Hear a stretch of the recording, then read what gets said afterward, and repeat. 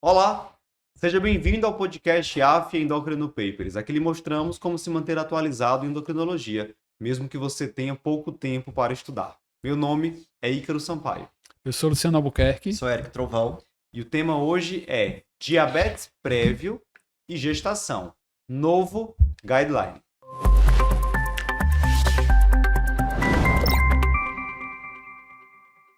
Meus amigos, agora durante o Congresso ENDO 2025, a Sociedade Americana de Endocrinologia, em conjunto com a Sociedade Europeia de Endocrinologia, lançou um novo guideline sobre diabetes prévio e gestação. Muito cuidado, você que está assistindo esse videocast, que a gente não vai falar aqui sobre condutas no diabetes gestacional. O foco desse guideline também não é o manejo em detalhes da hiperglicemia do DM1 ou do DM2 durante a gestação. Esse documento traz mais recomendações sobre cuidados durante a gravidez e cuidados pós-concepcionais para essas mulheres. Então, ele traz muitas recomendações sobre contracepção, fala sobre o uso de CGM, sobre terapias que devem ser interrompidas antes da gravidez, mas nada sobre diabetes gestacional. Vamos começar falando sobre contracepção. Éric, a gente sabe que nem sempre a gente lembra de falar sobre isso com as nossas pacientes, né? Que têm diabetes, que estão em idade fértil. E esse é um ponto no qual o guideline bate bastante. O que é que eles trazem sobre isso? Então, Icaro, a primeira recomendação do guideline é exatamente dizer que se você está ali tratando alguém que tem a possibilidade de engravidar, ou seja, que está em idade fértil, seja com diabetes tipo 1, seja com diabetes tipo 2, você precisa, em toda consulta, conversar sobre a gestação. Se há ou não há desejo de engravidar, e se não houver o desejo de engravidar, conversar sobre contracepção.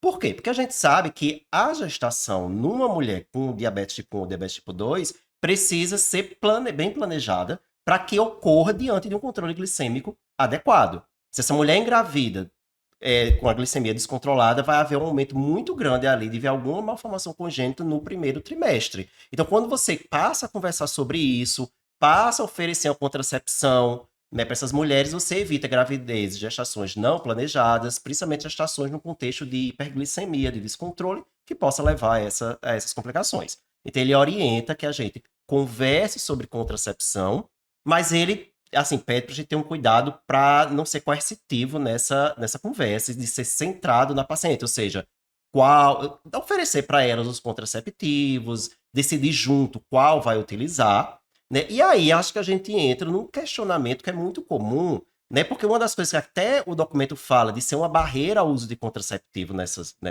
pessoas, nessas mulheres, é o medo, é a segurança.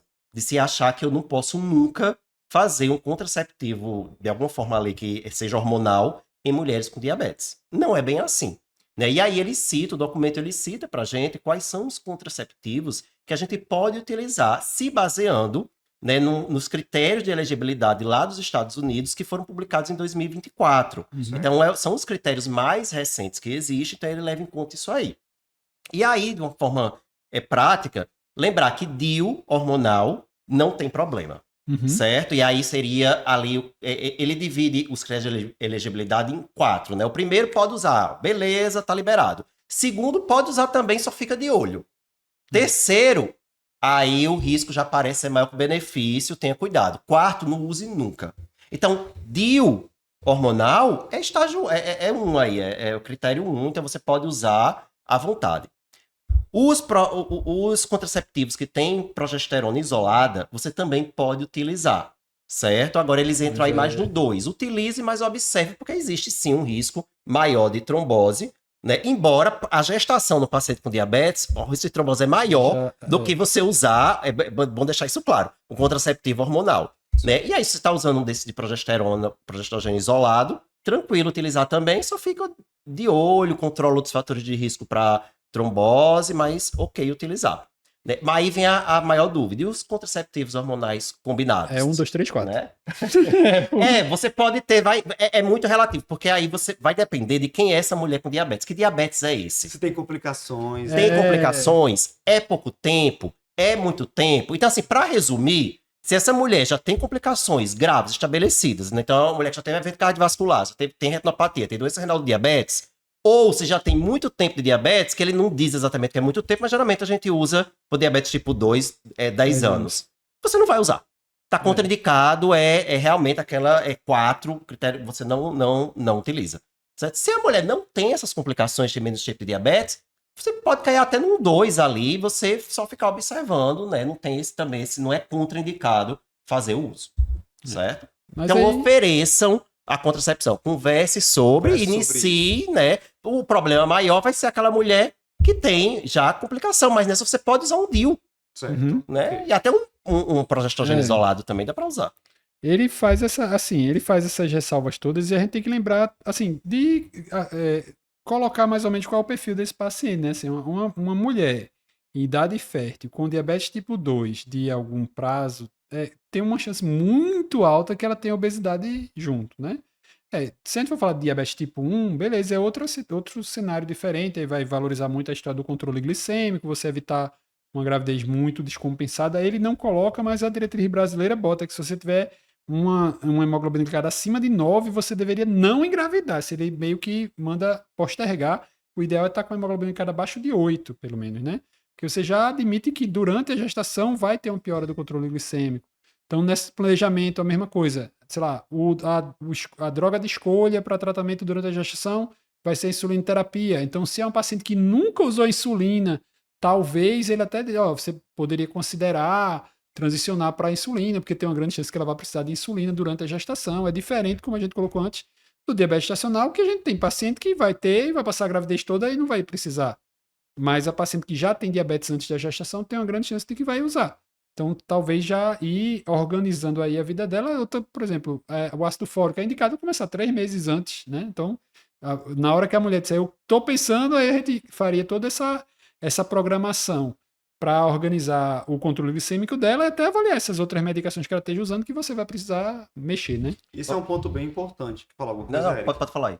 Esse é um ponto bem importante. Outros medicamentos que ela esteja usando, porque inclusive é uma recomendação também desse Consciência da Endocrine Society sobre agonistas de receptor de GLP-1 e planejamento de gestação. Nós sabemos que atualmente tem aumentado muito o número de mulheres que estão em uso desses medicamentos, seja para diabetes mellitus, que no caso é o foco do consenso, mas também para tratamento do sobrepeso e da obesidade. Então, o que é que a gente deve fazer com aquela paciente que relata um desejo de engravidar em breve? Vou liberar para engravidar. E está usando semaglutida, ou liraglutida, ou até mesmo a tirzepatida.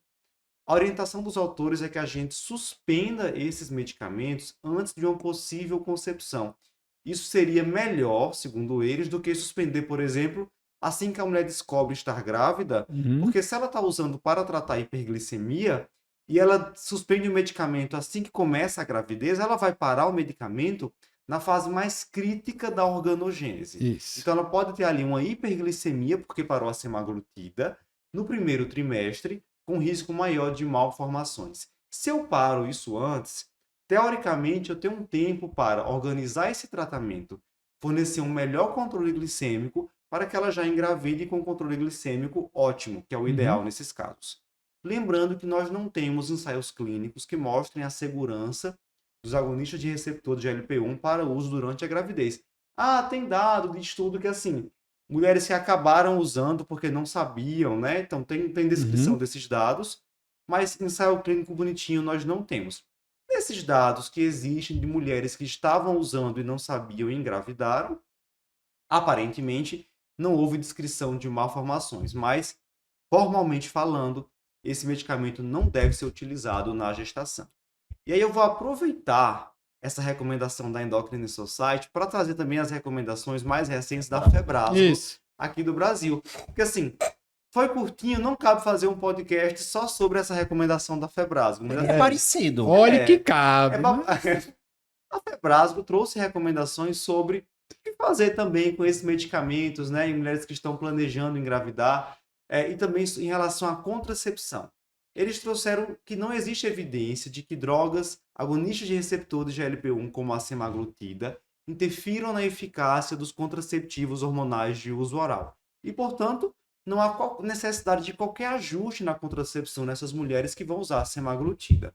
Diferentemente da tirzepatida, que o Luciano até já falou aqui em uma gravação anterior, a gente tem alguns dados de que a tirzepatida sim pode interferir na eficácia dos contraceptivos orais, né? Nos níveis séricos dos contraceptivos orais, e isso poderia comprometer a eficácia e, portanto, uma informação lá da bula americana da tirzepatida e que a Febrasco recomenda aqui é que a mulher ou troque o método contraceptivo quando for fazer o tratamento, ou associe um método de barreira nas primeiras 4 semanas de uso e também nas primeiras 4 semanas após cada ajuste de dose. Porque é esse o momento do início do tratamento, nesse momento de ajuste, que você tem esse problema de interferir na absorção do contraceptivo. Ou seja, se você já está usando há 6 meses a tirzepatida, você não teria mais esse Então fica estresse. meio claro que, tipo assim, o que é que acontece nas primeiras 4 semanas que você muda de dose? É justamente a interferência maior com náusea, com esvaziamento gástrico retardado e tal. É atrapalhar a absorção. Então, exatamente.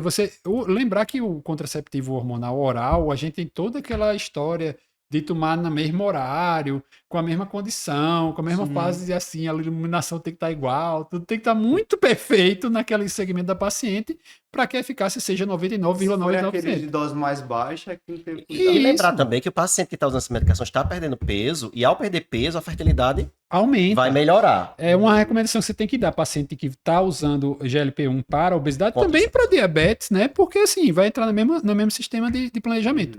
Se a paciente. Porque quantos e quantos a gente não vê? Ah, não, doutor, é porque a minha menstruação é irregular, é porque eu já estou liberada há 3, 4, 5 anos, nunca engravidei, não sei o quê. Aí não faz nada, não usa nada e vai começar um tratamento com agonista de GLP-1. A gente vê estudo clínico de forma geral. Quando interrompe o tratamento, tem um reganho razoável de peso. E a gente já está botando, por exemplo, no caso que a gente está discutindo, gravidez. Então, primeiro trimestre de gestação, a mulher, né, assim, se ela fizer uma hiperêmese gravídica, vai lá que vai se sustentar. Mas, em geral, pode comer um pouco mais, você vai estar expondo, ela ganha um rápido de peso a confusão que vai ser, né, durante o primeiro trimestre. Então, a recomendação também para pacientes com obesidade ou em qualquer situação é que faça um planejamento. Vou começar GLP-1, qual é a sua ideia de gravidez? Você usa algum método contraceptivo? Olha, o contraceptivo oral, esse negócio da semaglutida é porque não tem dado, mas tem alguns países que já fizeram algumas recomendações também com semaglutida. É mais evidente com a tirzepatida, né? A gente viu lá um monte de... Teve um tempo que saiu um monte de coisa na mídia social, bebê Ozempic. Bebê Ozempic. Então, assim, porque estava perdendo peso, melhora a questão da fertilidade, tira o hipogonadismo feminino que existe também com a história da obesidade, o paciente vai, ovula e engravida. E aí engravida usando a medicação. E essa ainda é pior, porque assim, se ela estava acostumada com irregularidade menstrual antes, ela vai detectar essa gravidez com umas 12 semanas já, porque daqui que ela vai botar na cabeça que é para fazer um teste, vai demorar bastante, entendeu? Então, atrapalha mais ainda. Então, você vai tirar a medicação, planeja antes, tenta fazer essa troca, e sempre que começar um tratamento para obesidade, pelo menos 1 ano, me dê 1 ano de tratamento, pelo menos, né? Não adianta querer fazer tratamento de obesidade com menos que isso, que não vai ter muito benefício. Ô, Ícaro, e a Febrasgo diz uma orientação de quanto tempo suspender cada uma, né? Para poder engravidar. Isso, assim, além de trazer orientações sobre o uso de contraceptivos, também recomendam que, mesma coisa, que a gente também tem que interromper a tirzepatida e a semaglutida antes da gestação, antes de uma possível gestação, inclusive. Eles nem chegam a falar assim, interromper na gravidez. Antes Não, de tentar, assim, Isso. liberar para engravidar, já parar. Parecido com o que falam da 2 Endocrine meses com a Society. semaglutida, né? E tirzepatida eles botam Menos tempo. Menos tempo, 1 mês. Eles falam baseados na meia-vida, né? Agora, sim, de 2 meses para 1 mês, pensando que a meia-vida... Acho que eles consideram ali 21 dias, assim, aquele tempo que a SBD coloca em circulação da semaglutida para pensar numa cirurgia. Mas é um número, assim, mágico. Porque a diferença entre as meias-vidas não é tão grande para que seja exatamente o dobro do tempo. Mas assim, para semaglutida é a mesma coisa da Endocrine Society, 2 meses. Eu confesso que eu acho 2 meses, até para tirzepatida, eu prefiro uma organização melhor, até porque é aquela história de novo. Você vai parar, você precisa reorganizar essa paciente, evitar o ganho de peso, evitar o descontrole glicêmico se tiver diabetes, então... Até se ela estiver tratando obesidade, sei lá, você usou tirzepatida, a paciente perdeu 20 quilos, aí você vai parar porque ela quer engravidar mês que vem? Não dá. Né? Você tem um tempo para organizar. vai tirando, ver como é a resposta, ter se segura, peso perdido, para também não reganhar. E para fechar, assim, o último ponto que a Febrasgo traz é sobre oferecer métodos contraceptivos de alta eficácia para essas mulheres que estão utilizando agonista de receptor de GLP-1 ou a tirzepatida, e aí eles citam a questão do DIU como sendo realmente um método de alta eficácia que deveria ser oferecido a essas mulheres, já que a gente sabe que pode haver essas interferências com contraceptivo oral e acabar ocorrendo uma o DIU gravidez ia não ter planejada. nenhum problema. Não, tanto para um como veja que a Febrasco fala isso, falando mais em canetas emagrecedoras, até o termo ela usa de novo, enquanto aí a gente tá falando de tratamento de diabetes, a mesma situação. Então, assim, quando vai usar GLP-1, ter o planejamento e usar um método de elongação para garantir Isso. mais. Muito bem. Luciano, veja só.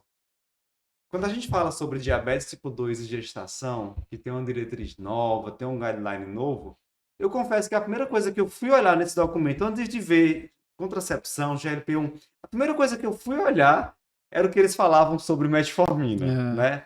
Posso usar metformina na paciente com diabetes tipo 2 que é engravida? Devo usar metformina? A gente tem hoje evidência de que a metformina vai trazer um controle glicêmico melhor. O que é que a Endocrine Society e também a Sociedade Europeia de Endocrinologia trazem sobre esse tema? Metformina e diabetes tipo 2, enfim, qual é o posicionamento? Não, o posicionamento é o mesmo de sempre, né? Pode, mas não deve, né? Como diz a história. Você, assim, ele não recomenda usar, ele diz que não deve ser uma rotina, que o tratamento de escolha do diabetes durante a gestação é com insulinoterapia, que a gente não deve associar metformina rotineiramente em paciente que vá tratar com insulina, tá? A metformina tem uma diferença interessante, que a metformina, a gente sabe, a gente quando lê sobre, a gente vai dizer, a metformina tem passagem de barreira placentária, a concentração no sangue do feto é o mesmo do sangue da mãe, mas isso é verdade para o segundo trimestre e o terceiro trimestre. Então, no primeiro trimestre, a passagem é muito baixa. O transportadorzinho lá, o OCT3, que é o que transporta esses cátions na placenta, ele está muito pouco expresso no primeiro trimestre. Então, ao contrário do GLP-1, que a gente teria que ter essa conduta de suspender antes, de ter essa mudança antes, e de outras drogas, como por exemplo, sei lá, estatina, IECA, BRA, que a gente tem que fazer a retirada antes, a metformina poderia ser usada, inclusive por isso que se usa na síndrome ovário policística como um tratamento adjuvante ali meio perdido para a história da infertilidade. Porque ela pode engravidar usando metformina e depois de descobrir gravidez tirar a metformina que não vai ter problema. Isso aí, pelo menos a gente já tem um dado de segurança nesse sentido. Fica mais fácil, mais tranquilo do que a história do GLP-1. A metformina não é tão potente em relação ao controle glicêmico, não vai ser retirada a metformina que vai descompensar.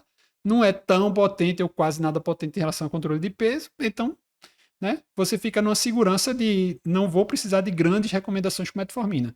Tá usando, beleza. Tá pretendendo engravidar, beleza, pode deixar. Quando engravidar, tira, mas não pode. Assim, a recomendação é não manter na gravidez de rotina, tá? Eu confesso que fiquei decepcionadíssimo, assim, com essa recomendação, né? Em cima do muro total, não recomendaram nada, nem contra, nem a favor, aquela coisa assim. Aí cita um monte de evidência, né? Umas para um lado, outras para o outro. Porque tem mais aqueles desfechos fetais de longo prazo. Fetais de longo prazo é péssimo, né? Da criança, de alguma maior indução em relação à obesidade, mas mesmo assim é difícil, porque um dado dá a favor, um dado não.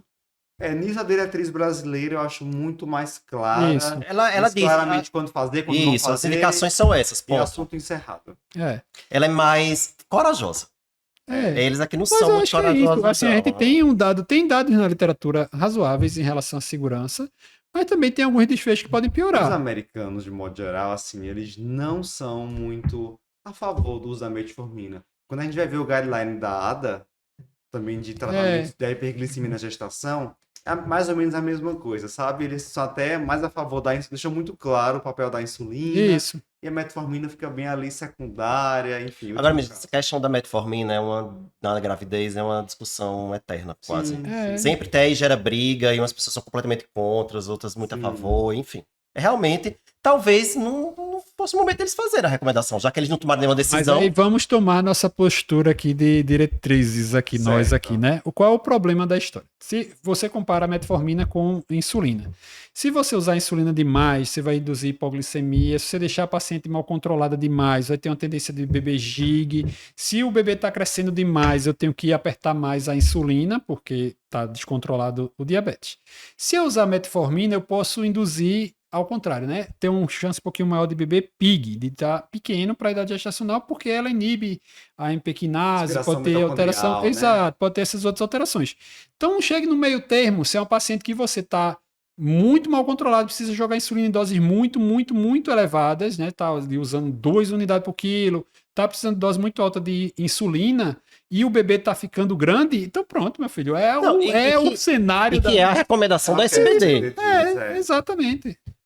E eles até comentam em algum ponto lá do consenso, se a paciente tiver também fatores de risco para retardo de crescimento intrauterino, não usar metformina, Uhum. né? Como é o caso de hipertensão materna, doença renal crônica materna. Uhum. Muito bem. Por falar em coragem, Eric, Diga. será que eles tiveram coragem de fazer alguma recomendação mais clara sobre restrição de carboidrato, dieta para mulheres com diabetes tipo 2 que engravidam? A gente sabe que no diabetes tipo 2, fora desse cenário de gestação, uma das estratégias dietéticas que pode ser adotada é uma dieta com restrição de carboidrato. E em relação à gestação, o que é que o guideline diz? Então, já adianto que eles não tomaram posição nenhuma. Então, assim, eles contextualizam que Glória Pires no Oscar, né? eles não foram capazes de opinar, exatamente. Eles começam contextualizando que a recomendação internacional aí para quantidade de carboidratos na dieta da mulher gestante seria 175 gramas ao dia, certo? E aí eles se perguntam, mas a paciente tem diabetes e engravidou. Será que seria melhor fazer uma restrição maior? Ou a gente deixa essa mesma recomendação de fazer no mínimo 175? E eles fazem essa pergunta, né? E a resposta é: ou você restringe ou você não restringe. E se abraça. Né? Por quê? Porque não tem evidência que faça, atualmente não tem nenhuma evidência que faça a gente tomar uma decisão final. Vou escrever um consenso desse jeito. É um negócio mesmo. Agora, claro, eles dizem, evite extremos. Não pode restringir demais, porque a gente sabe que tem uma demanda metabólica maior durante a gravidez Não vai fazer devido uma ao feto. cetogênica, né? Não, e pode de jeito fazer. nenhum. Não pode fazer uma dieta cetogênica, até para a questão do amadurecimento fetal, do cérebro, do feto, tem esse cuidado. Mas também não pode ser carboidrato demais, porque obviamente você vai piorar a hiperglicemia. Então você tem que evitar extremos. Que extremo? Ele também nem disse. O que seria exatamente essa quantidade de carboidrato por dia que seria extremo ou não. Então, assim, eu sei que eles fizeram essa pergunta antes, tentaram responder, mas no final, como eles não chegaram a conclusão nenhuma, eu acho que a gente deveria nem ter colocado no guideline. Porque assim, não eles nada. Eles fazem a pergunta, você diz, eita, vamos ver o que eles vão dizer. Não dizem nada. Mas pra quem for ler defendendo os pobrezinhos lá da Doc Society, eles, em paralelo, tanto com essa diretriz como com a diretriz do Hiperaldo, eles estão fazendo assim, vamos fazer umas recomendações sobre diabetes na gestação. Aí vamos fazer uma meta-análise, vamos fazer algumas perguntas, e faz a vamos meta-análise. fazer uma meta-análise. E a diretriz é a resposta que ele encontrou na meta-análise. Então ele estudou a meta-análise, na meta-análise não achou nada, né? Pois é, mas então, eu sei, assim, mas aí ele poderia ter dito, essa aqui, vamos nem botar, vamos fingir que ele fez essa Não, pergunta. exatamente. Mas eu sei, eles fizeram, tiveram o trabalho de fazer a meta-análise, exato. vamos pelo menos dizer o que a gente Achou que não né? tem diferença. Tudo bem, por esse lado aí. Bem, até aqui a gente discutiu a primeira parte desse novo guideline sobre diabetes prévio e gestação. Como você pôde ver, existem alguns pontos para os quais há recomendações bem formais, como a questão da contracepção e também dos agonistas de receptor do GLP-1, e outros pontos em que os autores ficaram em cima do muro. Se você quiser ver a segunda parte desse documento, onde a gente vai discutir, por exemplo, a questão do uso do CGM nessas mulheres e também sobre bomba de insulina, convido você a acessar a plataforma do curso de atualização em endocrinologia do AFIA Endocrino Papers. Se você é nosso aluno do curso de atualização, você consegue ter acesso a todos os nossos videocasts na íntegra, incluindo este sobre o novo consenso de diabetes prévio e gestação. Eu, o professor Eric, professor Luciano, te esperaremos por lá.